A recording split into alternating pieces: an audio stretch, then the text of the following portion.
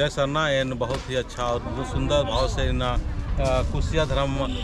बाबा और पहान बाबा सी अगुवाए नो इन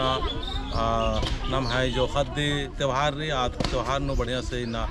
पूजा मन जाएगी और ये सुंदर समय ने बौन की सचमुच नमागे अपना जीवन सुखमय और अपना समाजन अपना फोड़ान बढ़िया नागे नमागे अपना स्वयं की धर्म और अपना खद्दी पर्व की महापर्व और प्राकृतिक की जो पर्व को इस पर्व नु नमागे होरमार के बढ़ चढ़ के भागना चाहिए और जुलूस गुठी हुमच नमागे ध्यान चिन्ह रही और प्रत्येक सप्ताह नामागे अगर अपना सरना गुठी ध्यान चो तो नाम बचरो तो नाम धर्म बचरो इसीलिए एन वादन की इन पूना साल देखो इस पूना साल नो